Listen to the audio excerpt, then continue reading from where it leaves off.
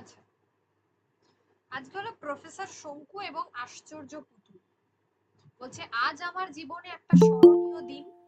Swedish academy of science আজ আমাকে doctor উপাধি দান করে আমার গত 5 বছরের পরিশ্রম সার্থক করল।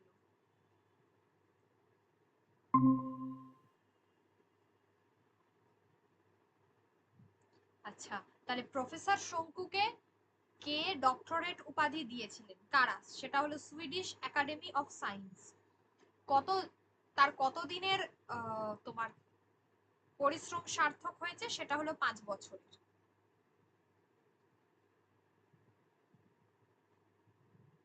তার রিসার্চের বিষয়টা কি ছিল? প্রফেসর শঙ্কুর রিসার্চের বিষয়টা আগে কেউ জানতো না। এক ফলের বীজের সঙ্গে আরেক ফলের বীজ মিশিয়ে এমন আশ্চর্য সুন্দর সুগন্ধ সুস্বাদু এবং পুষ্টিকর নতুন ফল যে তৈরি হতে পারে, এটা আমার এই রিসার্চের আগে কেউ জানতো না। তাহলে একটা ফলের বীজের সঙ্গে অন্য ফলের বীজ মেশানো হলে যে সুন্দর সুগন্ধি সুস্বাদু পুষ্টিকর যে নতুন ফল তৈরি হতে পারে, সেটাই হচ্ছে প্রফেসর শঙ্কুর প্রফেসর শঙ্কুর রিসার্চের বিষয়। ঠিক আছে, এবার হলো যে গত বছর সুইডেনের বৈজ্ঞানিক সভেনসেন আমার গিরিডির ল্যাবরেটরিতে এসে আমার ফলের নমুনা দেখে তো একেবারে ঠিক আছে, তাহলে কে কোথায় এসে শঙ্কুর তৈরি ফলের নমুনা দেখেছে? কে কোথায় এসে শঙ্কুর তৈরি ফলের নমুনা দেখেছে? সেটা হচ্ছে সভেনসেন গিরিডিতে এসে শঙ্কুর তৈরি ফলের নমুনা দেখেছে সুইডেনের একজন বিজ্ঞানী। আচ্ছা, শঙ্কুর এই উপাধিটা পাওয়ার জন্য কে দায়ী? সেটা হলো এই সভেনসেন। শঙ্কু তারপরে হচ্ছে কোন মাসে, দেখো কোন মাসে সুইডেনে গিয়েছিল শঙ্কু? মূলত মে মাসে। সুইডেনে আগে আসেনি, এসে ভালোই লাগছে, সুন্দর পরিষ্কার পরিচ্ছন্ন দেশ, এটা মে মাস। মে মাস, এটাতে দাগ দাও। তাহলে মে মাসে সুইডেনে গিয়েছিল শঙ্কু, প্রফেসর শঙ্কু। তাই 24 ঘন্টায় সূর্য দেখছি, কিন্তু সে সূর্য কেমন ঘোলাটে নিস্তেজ।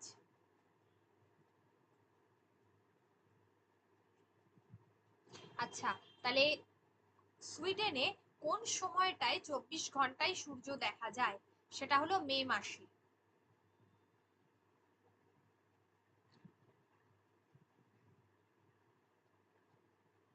তারপর সুইডেনের মানুষ কেন আনন্দে আত্মহারা হয়ে আত্মহত্যা করে? তার কারণ হলো 6 মাসের রাত্রি শেষে প্রথম সূর্যের আলো দেখে। ঠিক আছে, 6 মাসের রাত্রি শেষে প্রথম সূর্যের আলো দেখে।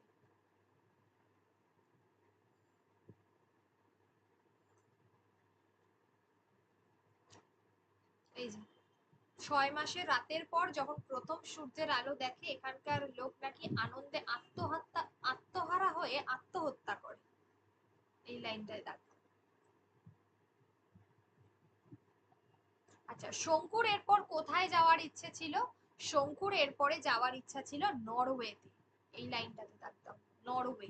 এগুলো আমি আমি জাস্ট দিয়ে দিচ্ছি। আমি চেষ্টা করছি যে বুধবার মধ্যে এটার প্রশ্ন উত্তরটা তোমাদেরকে দিয়ে যাওয়ার। ঠিক আছে,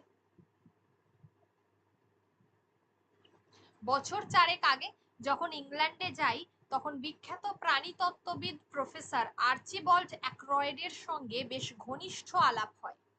সাসেক্সে তার কটেজে একটা উইকেন্ডও কাটিয়ে এসেছিলাম। অ্যাক্রয়েডও তখন নরওয়ে যাব যাব করছেন, কারণ সেখানে নাকি লেমিং বলে ইঁদুর জাতীয় এক অদ্ভুত জানোয়ার বাস করে, সেইটা তিনি স্টাডি করবেন। লেমিং এক আশ্চর্য প্রাণী। তাহলে প্রফেসর আর্চিবল্ড অ্যাক্রয়েড যিনি কে ছিলেন? যিনি ছিলেন একজন বিখ্যাত প্রাণীতত্ত্ববিদ।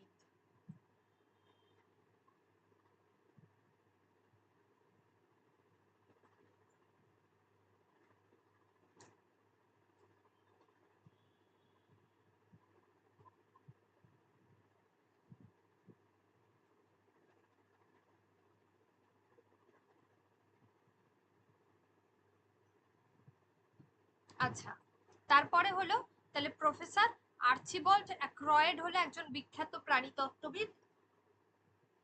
সে 4 বছর আগে যার সাথে আলাপ হয়েছিল ইংল্যান্ডে। কোথায় আলাপ হয়েছিল? প্রফেসর শঙ্কুর সঙ্গে ইংল্যান্ডে। লেমিং কি? লেমিং হচ্ছে একটা ইঁদুর জাতীয় একটা অদ্ভুত প্রাণী। লেমিংকে কেন আশ্চর্য প্রাণী বলা হয়েছে?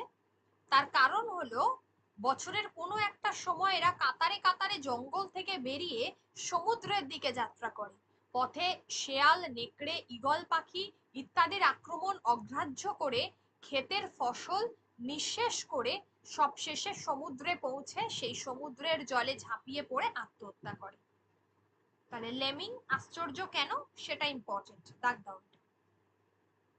আচ্ছা, অ্যাক্রয়েডের এই যে 4 বছর আগে যে অ্যাক্রয়েডের সঙ্গে দেখা হয়েছিল সেই অ্যাক্রয়েডের মৃত্যুর খবরই তিনি পেয়েছিলেন।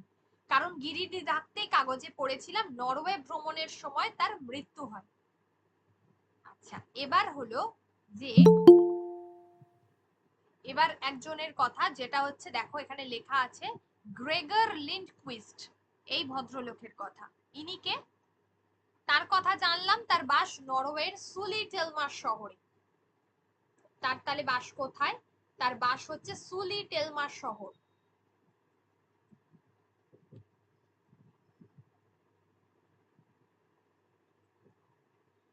তার বাস হচ্ছে সুলিটেলমার শহর। গ্রেগর ল্যান্ডকুইস্ট ইনি হচ্ছেন একজন নরওয়ের শিল্পী। ইনি হচ্ছেন একজন নরওয়ের শিল্পী যিনি কি করেন? তিনি হচ্ছেন শিল্পী। তিনি তার গায়ে অর্থাৎ গায়ের রং, চুল, নখ, পোশাক টোশাক সব আসল মানুষের মতোই। তিনি বিখ্যাত লোকদের প্রতিকৃতি তৈরি করেন ঠিক পুতুলের মতো, কিন্তু সাইজটা 6 ইঞ্চির বেশি করেন না। ঠিক আছে, সাইজ হচ্ছে 6 ইঞ্চি, মানুষের মতোই। তার পুতুলের বৈশিষ্ট্য হচ্ছে 6 ইঞ্চির বেশি নয়। তাহলে বিখ্যাত লোকদের পুতুলের মতো প্রতিকৃতি তিনি তৈরি করেন।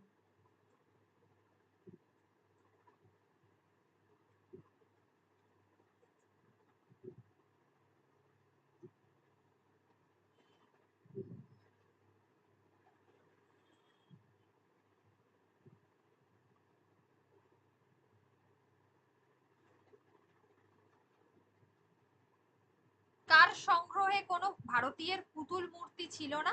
সেটা হচ্ছে গ্রেগর লিন্ডকুইস্টের। গ্রেগর লিন্ডকুইস্টের সংগ্রহে কোনো ভারতীয়ের পুতুল মূর্তি ছিল না। ঠিক আছে, বিখ্যাত ভারতীয়ের পুতুল মূর্তি নেই, এবং আমি এই প্রস্তাবে রাজি হলে নাকি তিনি নিজেকে ধন্য মনে করবেন। তার কালেকশন, এটা লিন্ডকুইস্ট বলেছিল। কাকে বলেছিল? প্রফেসর শঙ্কুকে বলেছিল। কথায় কথায় আমার লেমিং সম্পর্কে জানবার আগ্রহটাও প্রকাশ পেয়ে গেল। তাতে ভদ্রলোক বললেন, লেমিং এর সন্ধানে বনবাদারে ঘোরার আগে তিনি তার বাড়িতেই নাকি একটি লেমিং সংগ্রহ করে আমাকে দেখাতে পারবেন। এরপরে আর আমার কিছু বলার রইল না। আগামী বৃহস্পতিবার ভদ্রলোকের সঙ্গেই নরওয়ে যাত্রা করব স্থির করেছি। তাহলে এই যে নরওয়ে কার সঙ্গে যাবেন? না, গ্রেগর লিন্ডকুইস্টের সঙ্গে। কবে যাবেন? বৃহস্পতিবার। অর্থাৎ দেখো, তিনি বৃহস্পতিবার যাবেন গ্রেগর লিন্ডকুইস্টের সঙ্গে। এরপর হলো 17ই মে, দুদিন হলো সুলিটেলমার শহরে এসেছি, তার মানে দুদিন আগে। তাহলে এই জায়গাতে দাগ দিয়ে রাখো এবং লিখে রাখো, অর্থাৎ 15ই মে বৃহস্পতিবার তিনি গ্রেগর লিন্ডকুইস্টের সঙ্গে প্রফেসর শঙ্কু নরওয়ে যাত্রা করেছিলেন। পার্টিকুলার ডেটটা হচ্ছে 15ই মে। এটা এই লাইনটা থেকে বুঝে নিতে হবে যে দুদিন হলো সুলিটেলমার শহরে এসেছি। নরওয়ের উত্তর প্রান্তে কিওলেন উপত্যকায় এই শহরটি ভারী মনোরম। জায়গার নামগুলো খুব গুরুত্বপূর্ণ। এই সুলিটেলমা শহরটি কোথায় অবস্থিত? এখানকার উচ্চতম শৃঙ্গের নাম, উচ্চতম শৃঙ্গ হচ্ছে সুলিটেলমা পর্বত শৃঙ্গ। এটা দ্বিতীয় উচ্চতম, প্রায় 6000 ফিটের মতো হাইট। এই শৃঙ্গ উচ্চতায় দ্বিতীয় স্থান অধিকার করে নরওয়েতে, সুলিটেলমা। আচ্ছা, এবার হচ্ছে লিন্ডকুইস্টের আশ্রয়ে শঙ্কু কি কি খেয়েছিলেন। এই দেশে জনসংখ্যা খুবই কম, স্বাভাবিক। যেটা খেয়েছিলেন, লেমিং এখনো দেখা হয়নি, ওই ইঁদুরের মতো প্রাণীটা। তিনি যেটা খেয়েছিলেন সেটা হলো ট্রাউট মাছ খাচ্ছি আর খুব ভালো চিজ খাচ্ছি, সব মিলিয়ে বেশ আরামে আছি। দেখো এই লাইনটায় দাগ দাও, ট্রাউট মাছ আর চিজ।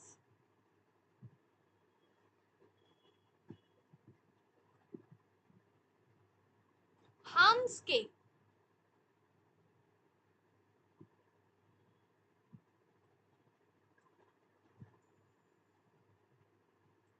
হান্সকে এবার হলো যে গ্রেগর লিন্ডকুইস্টের একজন সার্ভেন্ট মানে চাকর ছিল, যে হচ্ছে হান্স, যার নাম ছিল হান্স। লিন্ডকুইস্টের একটা বাতি মাঝে মাঝে কেমন যেন মানে অস্বস্তির সৃষ্টি করে, অস্বস্তির। সে আমার দিকে তাকিয়ে প্রায় একদৃষ্টে চেয়ে থাকে। কথা বলার সময় চাওয়াটা অস্বাভাবিক নয়, কিন্তু যখন দুজনে চুপচাপ বসে থাকি তখনও মাঝে মাঝে অনুভব করি যে সে স্থির দৃষ্টিতে আমার মুখের দিকে চেয়ে আছে। আজ সকালে এর কারণটা জিজ্ঞেস না করে পারলাম না। লিন্ডকুইস্ট বিন্দুমাত্র অপ্রস্তুত না হয়ে বলল, কোনো লোকের পোর্ট্রেট করার আগে কিছুদিন যদি ভালো করে তাকে দেখা যায় তাহলে মূর্তি গড়ার সময় শিল্পীর কাজ সহজ হয়ে যায়, এবং যার পোর্ট্রেট হচ্ছে তাকেও তার একটানা বেশিক্ষণ পাথরের মতো দাঁড়িয়ে বা বসে থাকতে হয় না। আচ্ছা, দেখো এই জায়গায় বললাম কেন একদৃষ্টে চেয়েছিল সেটা দেখলে। এই যে লিন্ডকুইস্টের চাকরের নাম হচ্ছে হান্স, এইটা আমার চাকর হান্স, ডাক দাও। আর লেমিং, আগে পুতুল তারপর লেমিং, কেমন? অগত্যা রাজি হয়ে গেলাম। 18ই মে রাত 12টা, 2 ঘন্টা হলো ঘরে ফিরেছি, কিন্তু এখনো পর্যন্ত উত্তেজনা কাটিয়ে উঠতে পারিনি। তাই আজকের ঘটনা পরিষ্কার করে লিখতে রীতিমতো অসুবিধে হচ্ছে। আজ সন্ধ্যা 7টায়, সন্ধ্যা বলছি ঘড়ির টাইম অনুযায়ী, কারণ এখানে সত্যিকারের রাত দিনের কোনো তফাৎ বোঝা যায় না। লিন্ডকুইস্ট তার বৈঠকখানায় একটা গোপন দরজা খুলে একটা ঘোরানো সিঁড়ি দিয়ে আমাকে মাটির নিচে একটা ঘরে নিয়ে গিয়ে তার পুতুলগুলো দেখালো। আমি এরকম আশ্চর্য জিনিস আর কখনো দেখিনি। টেবিলের উপর রাখা কাঁচের আবরণে ঢাকা যে জিনিসগুলো দেখলাম সেগুলো পুতুল বলতে বেশ দ্বিধা বোধ করছি। আচ্ছা, তাহলে এখানে লিন্ডকুইস্টের পুতুলগুলো শঙ্কু কবে দেখেছিলেন? সেগুলো দেখেছিলেন 18ই মে রাত 12টার সময় গিয়ে দেখুন। আচ্ছা, তার পুতুলের সংখ্যা ছিল 6টি। আর একটা হচ্ছে এই যে কোনোটাই পুতুল 6 ইঞ্চির বেশি নয়, লম্বা নয়, এটাতে দাগ দাও। আর সব শুদ্ধ 6টি পুতুল রয়েছে, সব শুদ্ধ 6টি পুতুল রয়েছে, এই লাইনটায়।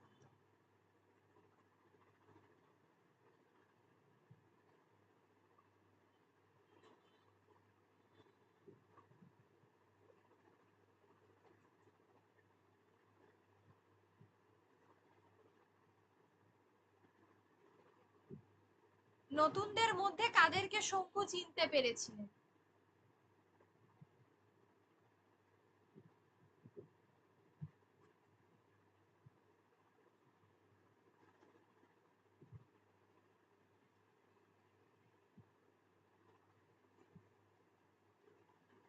যাদের দেখে চিনলাম তাদের মধ্যে ফরাসি ভূপর্যটক আরি ক্লেমো এবং নিগ্রো চ্যাম্পিয়ন বক্সার বব স্লিম্যান। ঠিক আছে, এই যে ফরাসি ভূপর্যটক আরি ক্লেমো। তাহলে নতুনদের মধ্যে শঙ্কু চিনতে পেরেছিলেন কাদেরকে? তো বিখ্যাত ব্যক্তিদের উপর ওই পুতুলগুলো করা ছিল, যার মধ্যে একজন ফরাসি ভূপর্যটক ছিল আরি ক্লেমো, যাকে দেখে চিনতে পেরেছিলেন। আর negro champion boxer Bob Sleeman. ঠিক আছে, আর প্রাণীতত্ত্ববিদ মনে পড়ছে আর্চিবল্ড অ্যাক্রয়েড, যাকে 4 বছর আগে যখন তিনি একবার দেখেছিলেন, তাই না? আর্চিবল্ডের মৃত্যুর খবর পেয়েছিলেন না? সেই আর্চিবল্ডেরও কিন্তু এখানে পুতুল হয়ে মানে রয়েছে আর কি, তাকে তাকে ওই গ্রেগার তোমার পুতুল করে সাজিয়ে রেখেছে। অ্যাক্রয়েডের পুতুল দেখে বুঝতে পারলাম পোর্ট্রেট হিসেবে এগুলো কি আশ্চর্য রকম নিখুঁত।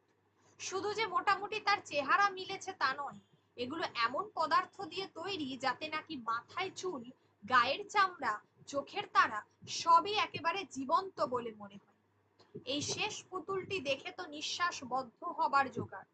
অ্যাক্রয়েডের সামনে আমাকে এমন ভাবে দাঁড়িয়ে থাকতো দেখে লিন্ডকুইস্ট জিজ্ঞাসা করলো, কি হলো, একে চেনো নাকি? বললাম, বিলক্ষণ, ইংল্যান্ডে আলাপ হয়েছিল, প্রায় বন্ধুত্বই। লেমিং এর খবর ওর কাছেই পাই। নরওয়েতেই তো ওর মৃত্যু হয়েছে বলে শুনেছিলাম। তা হয়, তবে আমার ভাগ্যটা খুবই ভালো, মৃত্যুর কয়েকদিন আগেই আমার এখানে এসেছিলেন।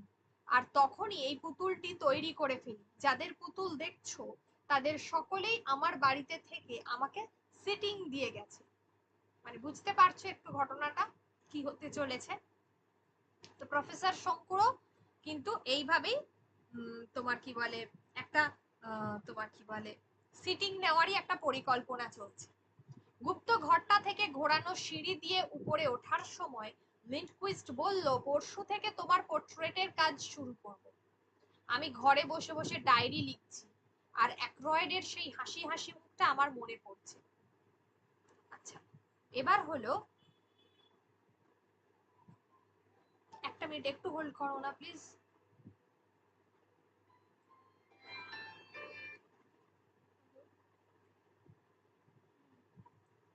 সরি, হ্যাঁ, একটা ফোন এসে গেছে। আচ্ছা আচ্ছা, আহ, তারপরে দেখো,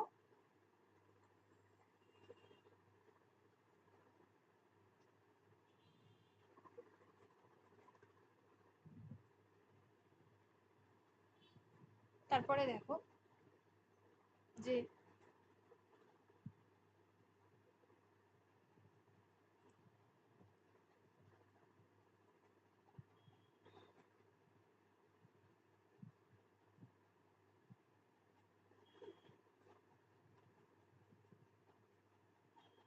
তারপরে হচ্ছে যেটা যে পোর্ট্রেটের কাজ শুরু করবে। আচ্ছা, এবার হচ্ছে 19শে মে।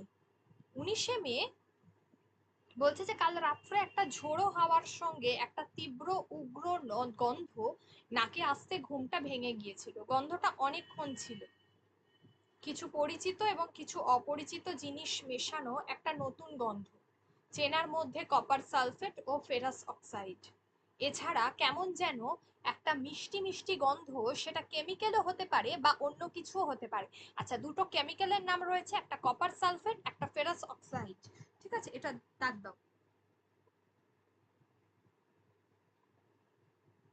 আচ্ছা, কবে শঙ্কুর পোর্ট্রেটের কাজ শুরু হওয়ার কথা ছিল সেটাতে দাগ দাও। সেটা হচ্ছে ওই 20 মে, 20 তারিখ।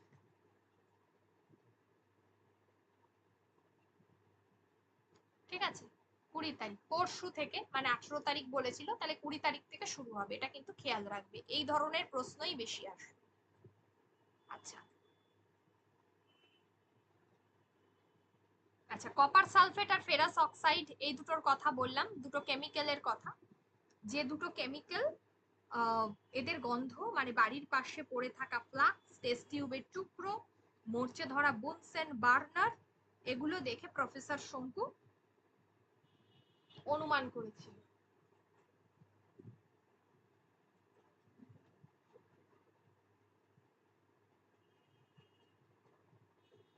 আচ্ছা, 6টা যে পুতুল ছিল, সেই 6টা পুতুলের একটা ছিল, দেখো ওই যে বব স্লিম্যান আগেই পড়েছো একটা, তারপরে হচ্ছে আরিক ক্লেমো, এটা একটা, তারপরে আর কি ওই যে আর্চিবল্ড অ্যাক্রয়েড, এটা একটা, এটা গেল। আর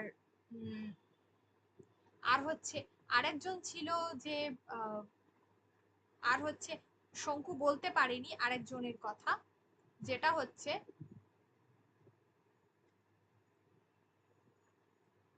এই যে দেখো, 1 নম্বরে ইটালীয় গায়ক, এই জায়গাটা দাগ দাও, ওই যে নামগুলো ছিল, মোট কটা পুতুল তৈরি করেছিল। ইটালীয় গায়ক মারিও বাতিস্তা, 2-এ হচ্ছে মুষ্টিযোদ্ধা বব স্লিম্যান, মানে ওই যে কুস্তিগির আর কি, আর 3-এ হচ্ছে ফরাসি পর্যটক আরিক ক্লেমো, 4-এ জাপানি সাঁতারু হাকিমোতো, আর 5-এ হচ্ছে সেই যে জার্মান কবি যার নাম মনে নেই, আর 6-এ হচ্ছে অ্যাক্রয়েড।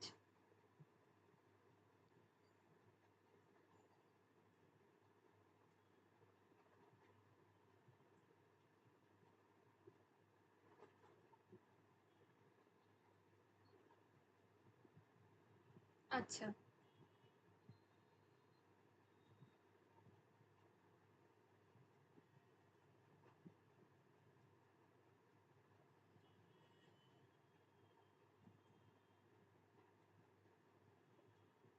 আচ্ছা, তারপরে হচ্ছে কোন কাগজে আর্চিবল্ডের মৃত্যু সংবাদ প্রকাশিত হয়েছিল? সেটা হলো 11ই সেপ্টেম্বর, যেটা ছিল 11ই সেপ্টেম্বর টাইমস কাগজে।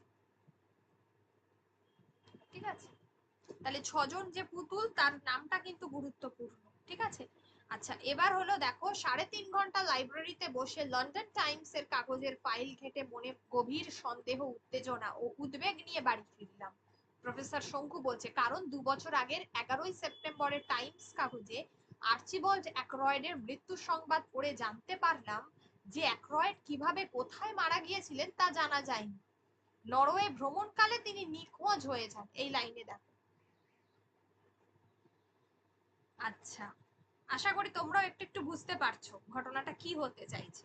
কিন্তু মানে আসলে সন্দেহ তৈরি হচ্ছে ওই গ্রেগর লিন্ডকুইস্টকে নিয়ে, তাই না? আচ্ছা এবারে দেখো, বলছে যে সেই নৌকোটির কোনো খোঁজ পাওয়া যায়নি, কাজেই ধরে নেওয়া হয়েছিল নৌকোডুবির ফলেই নাকি অ্যাক্রয়েডের মৃত্যু ঘটে। তিনি নাকি ফিওর্ড পরিভ্রমণের সময় একটা নাকি নৌকোয় চেপেছিলেন। এবার বব স্লিম্যান, হাকিমোতো এবং আরিক্লেমোর মৃত্যু সংবাদও পড়লাম। এরা সকলেই নাকি ইউরোপে নিখোঁজ হয়েছে এবং সকলকেই অনেক অনুসন্ধানের পরে মৃত বলে ধরে নেওয়া হয়েছে। ভেবে দেখো, প্রত্যেকটা কিন্তু একটা মানে একটা লিংকের মধ্যে চলছে বিষয়টা। আচ্ছা এবারে এই বিষয়ে লেমিং সম্পর্কে তখন কৌতূহলটা মন থেকে মুছে গেছে। রাত্রে খেতে বসে লিনকুইস্ট বলল, শঙ্কু তুমি মদ খাও না? আমাদের দেশের একটা ভালো ওয়াইন একটু চেখে দেখবে না? আমার অবশ্য একটা বিশেষ মদটা রোচে না, তবে মানে রচে না আর কি, তবে লোকে খুব ভালো বলে, একটু দেখো না খেয়ে। পাছে লিন্ডকুইস্টের মনে আমার সম্পর্কে কোনো সন্দেহ জাগে, তাই আপত্তি করলাম না। লিন্ডকুইস্ট খানিকটা মদ গ্লাসে ঢেলে দিল, মানে বুঝতেই পারছো যে কিছু একটা মিশিয়ে দেওয়ার চেষ্টা চলছে। গ্লাসটা ঠোঁটের কাছে আনতেই কেমন জানি একটা সন্দেহজনক গন্ধ পেলাম।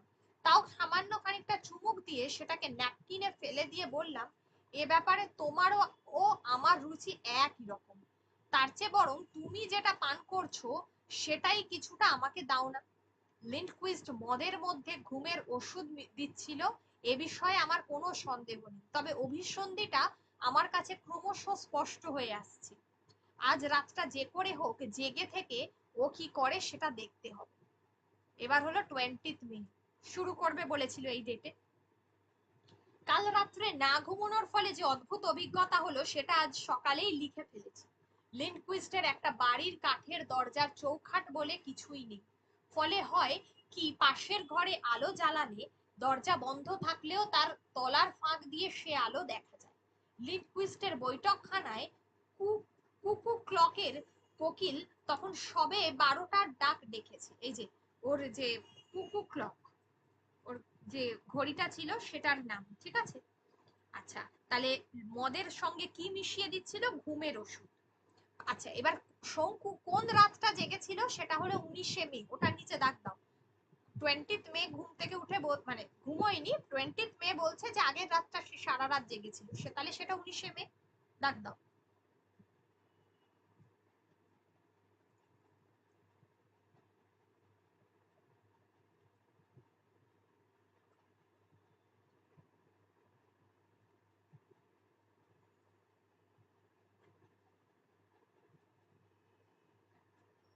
কিছুক্ষণ সব চুপচাপ, তারপরেই একটা পরিচিত খুদ শব্দ শুনতে পেলাম।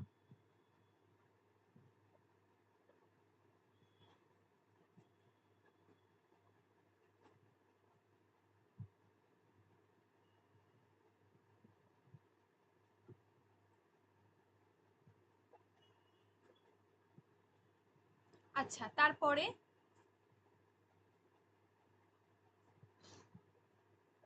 তারপরে হচ্ছে যে আমার কান শুধু কান, আমার কান শুধু কান কেন, আমার সব ইন্দ্রিয়ই সাধারণ মানুষের চেয়ে অনেক বেশি সজাগ। তবু এ শব্দটা এতই নতুন, এটা চিনতে আমার বেশ কিছুটা সময় লাগলো। অবশেষে হঠাৎ চিনতে পেরে বিস্ময় এবং আতঙ্কে আমার রক্ত হিম হয়ে গেল। এ হলো মানুষের চিৎকার, কিন্তু গলার স্বরটা সাধারণ মানুষের চেয়ে অনেক অনেক গুণে তীক্ষ্ণ ও মিহি। চিৎকারের ভাষাটা জাপানি।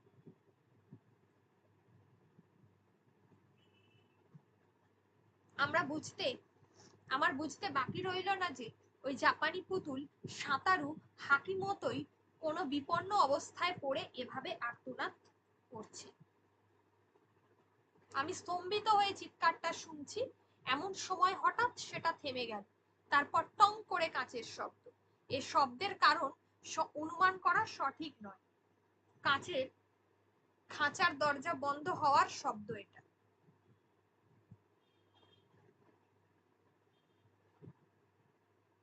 আমার কৌতূহল এখন সব ভয়কে ছাপিয়ে উঠেছে। আমি সিঁড়ির বাকি ধাপ কটা নেমে গিয়ে দেয়ালের পাশ দিয়ে গলাটা বাড়িয়ে দিলাম। লিন্ডকুইস্ট একটা চাবি দিয়ে সেই ফরাসি পর্যটকের খাঁচাটা খুলেছে। তারপর হাত ঢুকিয়ে মুঠো করে পুতুলটাকে বাইরে বের করে এনে তার গায়ে বাঁ হাত দিয়ে কি যেন একটা ঠেকাতেই পুতুলটা হাত পা ছুটতে আরম্ভ করলো, এবং তারপর শুরু হলো ক্ষীণ মিহি সুরে আর্তনাদ। লিন্ডকুইস্টের ব্যবহারে কোনো বিচলিত হবার লক্ষণ দেখলাম না। সে আর্তনাদ অগ্রাহ্য করে একটা ছোট্ট ড্রপার দিয়ে পুতুলের হাঁ করা মুখে কি যেন পুড়ে দিচ্ছে। আচ্ছা, এই জায়গায় দেখো যেটা হলো যে লিন্ডকুইস্টের তাহলে বাড়িটা কিসের, কাঠের তৈরি। আচ্ছা, এবার হচ্ছে যে লিন্ডকুইস্টের বাড়িটা যেহেতু কাঠের তৈরি, এখানে ওই যে আমরা ঘোরানো যে সিঁড়িগুলো দেখি, তার ঘরে কিন্তু সেই ধরনের সিঁড়ি রয়েছে। এই যে আমি সিঁড়ির বাকি ধাপ কটা নেমে গিয়ে দেয়ালের পাশ দিয়ে গলাটা বাড়িয়ে দিলাম। আচ্ছা, এবারে হচ্ছে যে সেই ফরাসি পর্যটকের খাঁচাটা খুলেছে এবং তারপর হাত ঢুকিয়ে হাত মুঠো করে পুতুলটাকে বাইরে বের করে এনে তার গায়ে বাঁ হাত দিয়ে কি যেন একটা ঠেকাতেই পুতুলটা হাত পা ছুটতে শুরু করে দিল। মানে ওই হাকি মতো আর কি। না, জাপানি জাপানি ছিল পুতুলটা, ওটা হচ্ছে হাকি মতো। আচ্ছা, ওরই আওয়াজটা শোনা গিয়েছে। এবার হলো যে এখানে দেখো লিন্ডকুইস্ট কি করলো, সেটাকে খাঁচার মধ্যে পুরে দাঁড় করিয়ে দরজা বন্ধ করে চাবি দিয়ে দিল। তার পিছনেই 10 হাতের মধ্যে যে আমি দাঁড়িয়ে রয়েছি সেটা লিন্ডকুইস্টের খেয়াল করলো না। তো জাপানিটাকে করে এবার কি করলো, অ্যাক্রয়েডের পালা। উন্মাদ বৈজ্ঞানিকের হাতের মুঠোয় অ্যাক্রয়েডের শোচনীয় অবস্থা দেখে আমার ক্রোধ এবং উত্তেজনা সংবরণ করা কঠিন হচ্ছিল, কারণ যেহেতু ওটা বন্ধু ছিল। এমন সময় হঠাৎ দেখলাম অ্যাক্রয়েডের ছটফটানি থেমে গেল। এত দূর থেকেও মনে হলো তার মাথাটা যেন আমারই দিকে ঘোরানো। তারপর পরিষ্কার মার্জিত ইংরেজি উচ্চারণে অতি কষ্টে মিহি চিৎকার এলো, শঙ্কু তুমি কি করছো এখানে, পালাও পালাও। তাহলে শঙ্কুকে সে পালিয়ে যেতে বলল। আচ্ছা, সেটা অ্যাক্রয়েড বলেছিল, এই লাইনটাতে দাগ দাও, এটা কে বলেছিল এটা খেয়াল রাখবে।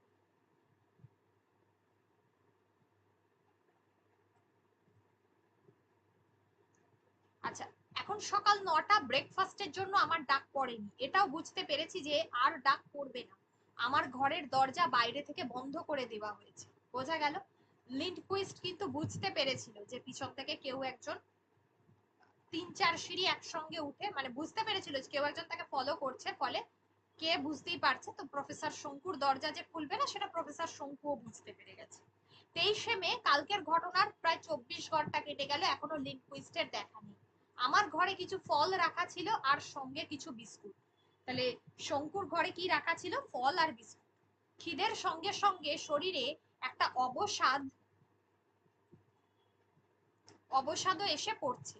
কাল রাত্রে সব বিদঘুটে স্বপ্ন দেখেছি, তার মধ্যে একটাতে দেখলাম ইঁদুরের মতো দেখতে একটা অতিকায় জানোয়ার আমার জানলা দিয়ে ঘরে ঢুকতে চেষ্টা করছে। তারপর একটা বিস্ফোরণের শব্দ আর একটা বিকট চিৎকারে ঘুম ভেঙে গেল। আমি কিছুক্ষণ অবশ হয়ে পড়ে রইলাম। তখন থেকেই ঘরে একটা গন্ধ পাচ্ছি, এখন বুঝতে পারছি সেটা আসছে আমার ফায়ার প্লেসের ভেতর থেকে, চিমনি দিয়ে গন্ধটা ঘরে ঢুকছে। তাহলে কোথা থেকে গন্ধটা আসছিল? বিস্ফোরণের শব্দটা শোনবার পর ফায়ার প্লেসের ওখান থেকে চিমনি দিয়ে আসছে গন্ধটা।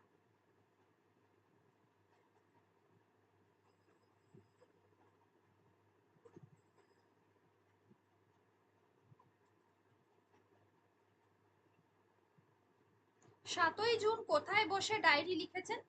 সেটা হলো স্ক্যান্ডিনেভিয়ান এয়ারওয়েজের ভারতগামী প্লেনে বসে।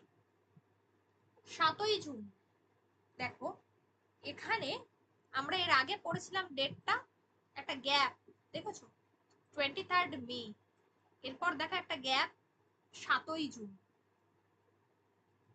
আমি সুস্থ আছি বলবো না, তবে বেঁচে যে আছি এটাই বা কি কম আশ্চর্যের কথা। স্ক্যান্ডিনেভিয়ান এয়ারওয়েজের ভারতগামী প্লেনে বসে ডায়েরি লিখছি। ডিনারে ট্রাউট মাছ দিয়েছিল, খাইনি। লিন্ডকুইস্টের বাড়িতে খাওয়া কোনো কিছুই আর কোনোদিন খেতে পারবো না, পারবো কিনা জানি না। সুলিটেলমার পুরো ঘটনাটা মন থেকে চিরকালের জন্য মুছে ফেলার কোনো বৈজ্ঞানিক উপায় আছে কিনা সেটা গিরিডিতে গিয়ে ভেবে দেখতে হবে।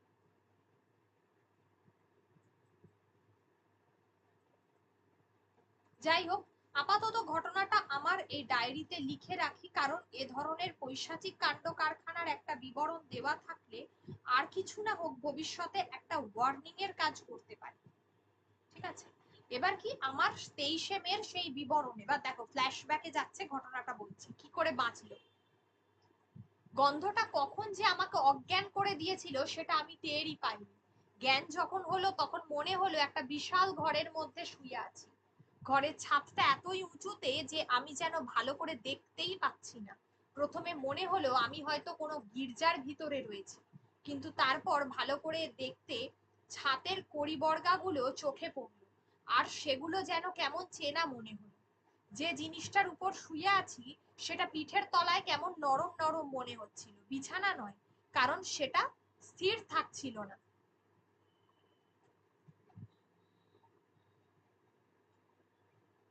আলোটা আসছিল দুটো বিরাট গোল কাঁচ থেকে রিফ্লেক্টেড হয়ে। কাঁচের পিছনে জ্বলজ্বল করছে দুটো মসৃণ নীল চক্র, আর মাঝখানে আবার অপেক্ষাকৃত ছোট দুটি কালো চক্র। লিন্ডকুইস্টের চোখ, কাঁচ দুটো, লিন্ডকুইস্টের সোনার চশমা। তাহলে সে কি ধরনের চশমা ইউজ করতো? সোনার চশমা। এর আগের গল্পেও আমরা একটা চশমা দেখেছিলাম, -20 ছিল তার পাওয়ার। এরও চশমা আছে, সোনার চশমা। আমি শুয়ে আছি লিন্ডকুইস্টের দস্তানা পরা হাতের উপর, আর আমি আয়তনে হয়ে গেছি অন্য পুতুলগুলোর মতোই, যা ছিলাম প্রায় 10 ভাগের 1 ভাগ, কিন্তু সাইজে ছোট হয়ে গেলেও আমার জ্ঞান বুদ্ধি অনুভূতি কমেনি। কেবল বাঁ হাতের কাঁধের কাছটায় একটা যন্ত্রণা, বুঝলাম সেখানে কোনো ইনজেকশন দেওয়া হয়েছে। লিন্ডকুইস্ট এবার আমার উপর ঝুঁকে পড়লো, তারপর গরম নিঃশ্বাস আমার শরীরের উপর অনুভব করলাম। এইবার তার ঠোঁটটা ফাঁক হতেই সোনার দাঁতটা ঝলমল করে উঠলো, সঙ্গে সঙ্গে মদের গন্ধ, আরো উত্তপ্ত হওয়া। লিন্ডকুইস্টের কথা, আমার হবিটা কেমন বলো তো শঙ্কু? বেশ নতুন ধরনের নয় কি? লোকে ডাক টিকিট জমায়, দেশলাইয়ের লেবেল জমায়, পুরনো টাকা জমায়, অটোগ্রাফের খাতায় লোকের সই জমায়, আর আমি বাছাই করে দেশ বিদেশের বিখ্যাত লোকদের ধরে ধরে তাদের পুতুল করে কাঁচের ঢাকনা ঢেকে রেখে দিই। আমার এই অদ্ভুত শখ, এই আশ্চর্য বৈজ্ঞানিক বুদ্ধির জন্য কি কেউ উপাধি দেবে? কেউ না। তুমি বলবে একজন বৈজ্ঞানিক তো আমার সংগ্রহে আছে রয়েছে, তাহলে আর তোমাকে রাখা কেন? আসলে কি জানো, বৈজ্ঞানিক বলে তোমাকে রাখছি না, রাখছি ভারতীয় বলে। বিখ্যাত ভারতীয়, আর চট করে ঘরের কাছে কোথায় পাবো বলো? নরওয়েতে আর কজনই বা আসবে? আর আমার এই আস্তানায় তো সকলে সব সময় আসতে চায় না, যেমন তুমি এলে। আচ্ছা, এবার কি হচ্ছে, 23 মে তো তাকে অজ্ঞান করে দিয়েছিল। আচ্ছা, লিন্ডকুইস্টের শখ কি? ওই ধরে ধরে বিখ্যাত ব্যক্তিদেরকে পুতুল করে দেওয়া।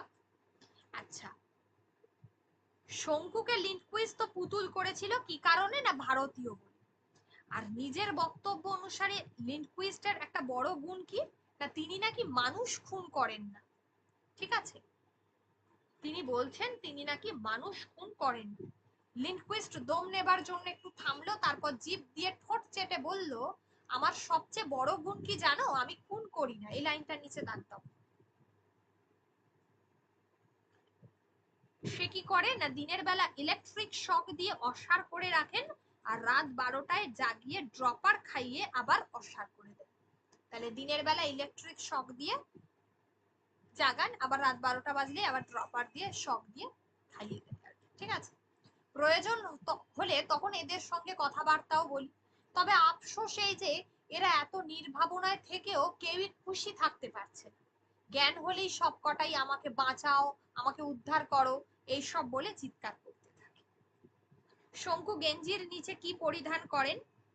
আচ্ছা, এখানে শঙ্কু গেঞ্জির নিচে যেটা পরিধান করেছিলেন সেটা হচ্ছে যে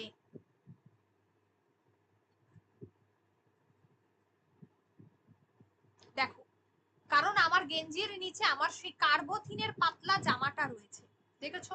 আমাকে কিন্তু ইলেকট্রিক শক দিয়ে লিন্ডকুইস্ট সুবিধে করতে পারবে না, কারণ তার গেঞ্জির নিচে ছিল কার্বোথিনের পাতলা জামা। দেখে নাও। সেবার গিরিটিতে ঝড়ের মধ্যে আমার বাগানে চারা গাছগুলো বাঁচাতে গিয়ে কাছাকাছি একটা তাল গাছে বাজ পড়ায় আমি অজ্ঞান হয়ে গিয়েছিলাম।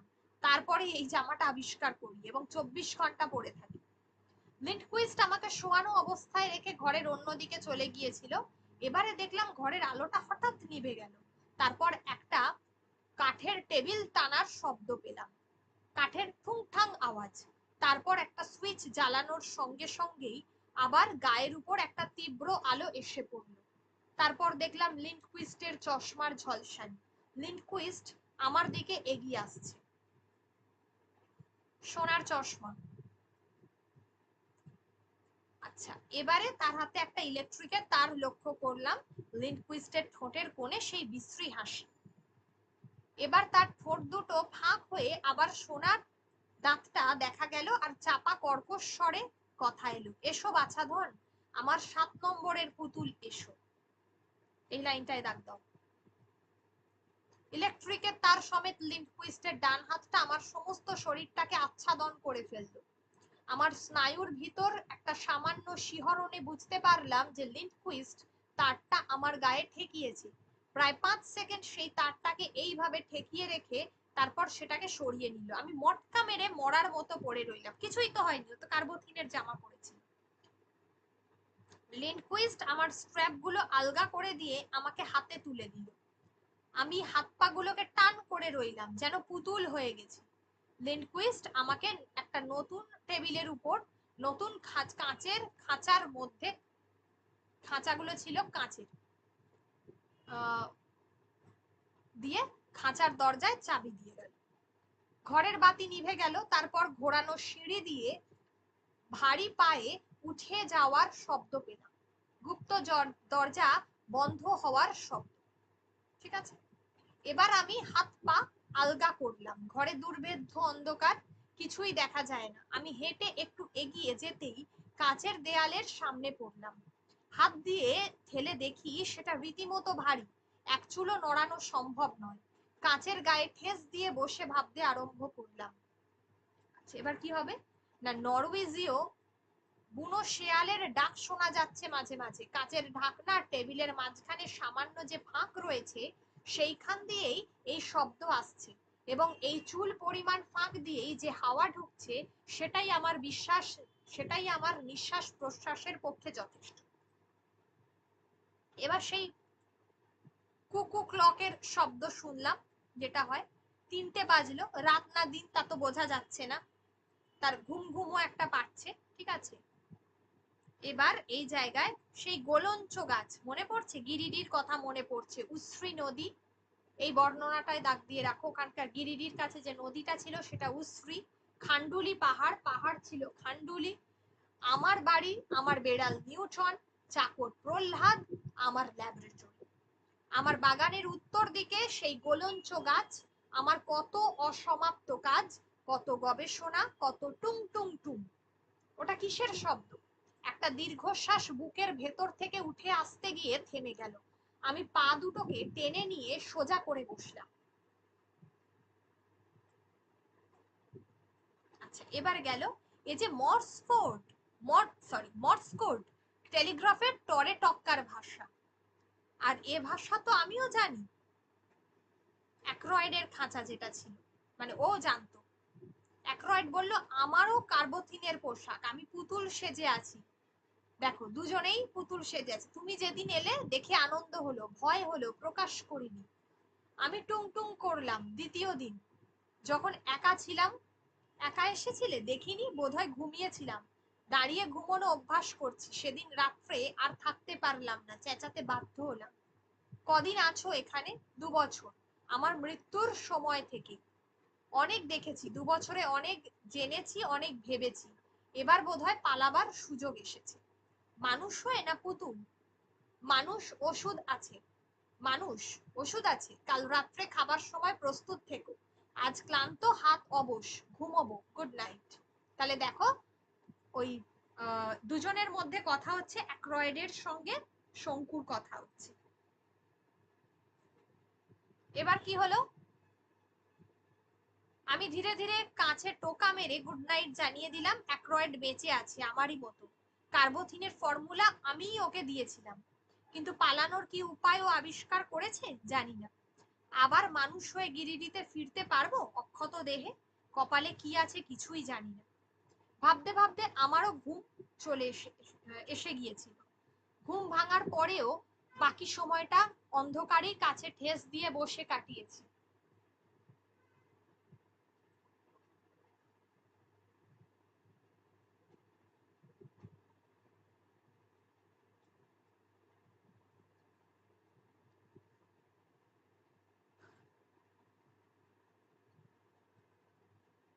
তারপরে কি হলো?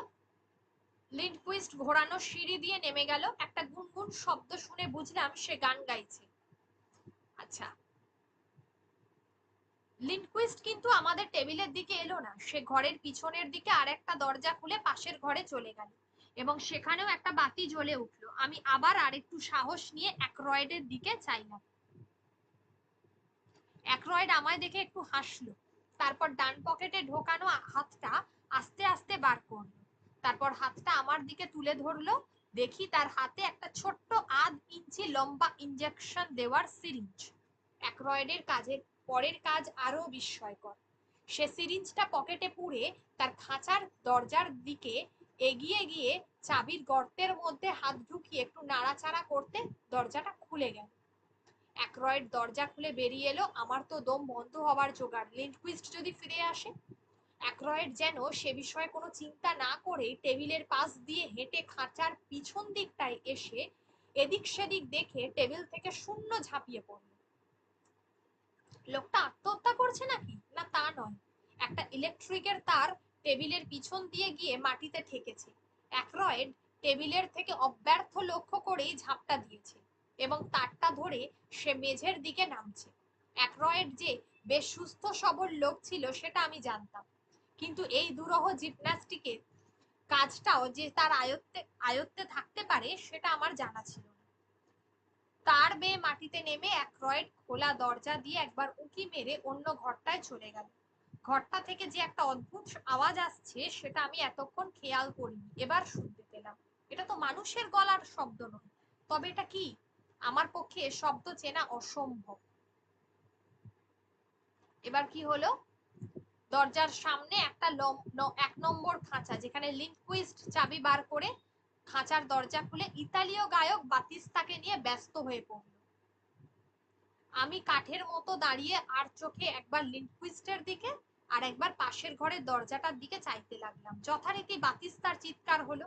অ্যাক্রয়েড পাশের ঘরে কি করছে না করছে ভেবে ঠাহর ঠাহর করতে চেষ্টা করছি, এমন সময় হঠাৎ পাশের ঘরের দরজাটা খুলে গেল, এবং সঙ্গে সঙ্গে তার 6 ফুট লম্বা দেহ নিয়ে ঝড়ের মতো প্রবেশ করে আমার বন্ধু অ্যাক্রয়েড লম্ফ দিয়ে এগিয়ে এসে লিন্ডকুইস্টের উপর ঝাঁপিয়ে পড়ল।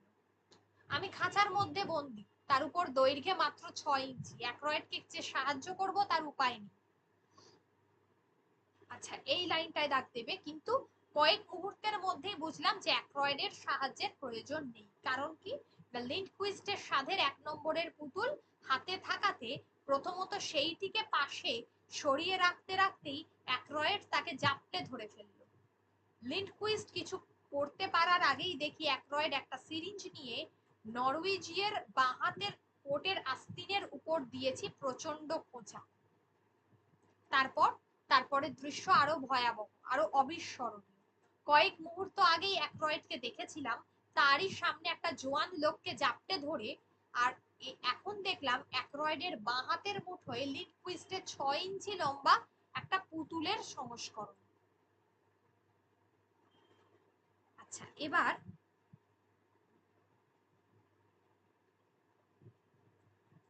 এবার হচ্ছে লিন্ডকুইস্ট ওষুধের শঙ্কু কতখানি লম্বা হয়েছে, যেটা হলো ওই যে যেটা হচ্ছে 2 ইঞ্চি মতো লম্বা হয়েছে। দেখা যাচ্ছে যে ঘরের মাঝখানে প্রায় ছাদ অব্দি উঁচু একটা বিরাট কাচের খাঁচা। ঠিক আছে, এই জায়গাটা। আমি পরম বিস্ময়ে অসার জন্তুটির দিকে তাকিয়ে, মানে দিক থেকে অ্যাক্রয়েডের দিকে চাইতেই সে বলল, বোধহয় অনুমান করতে পারছো জানোয়ারটা কি। এটা লেমিং এর একটা অতিকায় সংস্করণ, আসলে লেমিং এর চেয়ে 10 গুণে ছোট। কিছুদিন থেকে লিন্ডকুইস্ট এই নিয়ে এক্সপেরিমেন্ট করছে। বড় জিনিসের ছোট সংস্করণের মতো ছোট জিনিসের বড় সংস্করণ জমিয়ে রাখার শখ হয়েছিল বোধহয়। সফল যে হয়েছে সেটা কালকেই জানতে পেরেছিলাম হান্সের লিন্ডকুইস্টের কথাবার্তা থেকে, হান্সের সঙ্গে। এবং ওই ওষুধই যে আমাদের আসল চেহারায় ফিরিয়ে দিতে আনতে পারবে এটা তখনই আন্দাজ করেছিলাম। আমি অন্যান্য পুতুলগুলো দেখিয়ে বললাম, এদের কি হবে? অ্যাক্রয়েড মাথা নেড়ে বলল, এদের তো আর কার্বোথিনের জামা ছিল না, তাই এরা মানুষ অবস্থায় আর বাঁচতে পারবে না, এদের মৃত বলেই ধরে নেওয়া যেতে পারে। চলো যাওয়া যাক। অ্যাক্রয়েড দীর্ঘশ্বাস ফেলে বলল, আমার স্মৃতি সভা হয়ে গেছে তা জানো? আমার স্ত্রী বিধবার পোশাক পরেছে, আমার নামে আমার টাকা থেকে একটা স্কলারশিপ পর্যন্ত দেওয়া হচ্ছে। এই অবস্থায় দেশে ফিরে যাওয়া একটু বেখাপ্পা হবে নাকি? তাহলে তুমি কি করবে? একটা কাজ অসমাপ্ত রয়ে গেছে, লেমিংদের সঙ্গে এখনো ভালো পরিচয় হয়নি, আর কয়েকদিন পরেই ওদের সমুদ্র যাত্রা শুরু হবে। আমিও সেই দলে ভিড়ে পড়বো ভাবছি। একটা সামান্য প্রাণী যদি নির্ভয়ে সমুদ্রের জলে ঝাঁপিয়ে পড়তে পারে, তো আমি পারবো না কেন? 12ই জুন, 7ই জুনের পর গিরিডিতে ফেরার 4 ঘন্টা পর এই ডায়েরিটা লিখছি। একটা কথা লেখা দরকার, কারণ সেটা আর আগের ঘটনার সঙ্গেই যুক্ত। ফিরে আসার পর থেকেই লক্ষ্য করছিলাম আমার চাকর প্রহ্লাদ আমার দিকে বারবার কেমন যেন সন্দিগ্ধ দৃষ্টিতে চেয়ে দেখছে। এখন তার কারণটা বুঝতে পেরেছি। আমার যে জুতোটা গিরিডিতে রেখে গিয়েছিলাম সেটা পরতে গিয়ে দেখি পায়ে ছোট হচ্ছে। তারপর কালো কোটটা পরতে গিয়ে দেখি আস্তিনটা সামান্য ছোট। তখন আমার হাইটটা মাপতে ব্যাপারটা পরিষ্কার হলো। লিন্ডকুইস্টের ওষুধ আমাকে ঠিক আগের আয়তনে ফিরিয়ে না এনে আমাকে আগের চেয়ে আরো 2 ইঞ্চি লম্বা করে দিয়েছে। এই লাইনটায় রাখতাম, তাহলে আগের চেয়ে প্রফেসর শঙ্কুকে কতটা লম্বা করেছে? সেটা হচ্ছে 2 ইঞ্চি। তাহলে সন্দেশ পত্রিকা ফাল্গুন সংখ্যা 1371 বঙ্গাব্দে এই প্রফেসর শঙ্কু এবং আশ্চর্য পুতুল এই গ্রন্থটি, মানে গল্পটি লেখা হয়েছে। তবে এই গল্পটার মজাদার, আমরা যে দুটো গল্প এর আগে পড়েছি, করভাস বলো বা বোমযাত্রী ডায়েরি, তার থেকে এইটা এই কারণে ইন্টারেস্টিং, এটার প্রথম থেকে শেষ পর্যন্ত ভীষণভাবে ইন্টারেস্টিং, তাই না?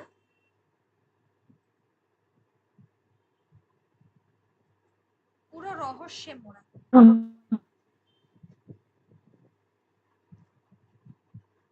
আচ্ছা, তাহলে এই গল্পটা আমাদের হয়ে গেল। বাকি থাকলো ওই স্বর্ণপর্ণী, আর হচ্ছে এটার প্রশ্ন উত্তর আমি দিয়েই যাব, পড়ে নিও। আর স্বর্ণপর্ণী, মহাকাশের দূত, আর ডক্টর সেরিং এর স্মরণ শক্তি, এই 3 দিন লাগবে, শেষ হয়ে যাবে। নেক্সট পড়াবো তাহলে 17 তারিখ। কারোর কোনো প্রবলেম নেই তো? 17 তারিখ বৃহস্পতিবার।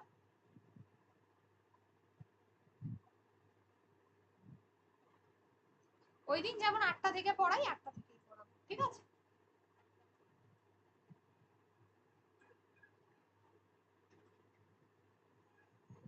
কারোর কোনো প্রবলেম ওই দিন?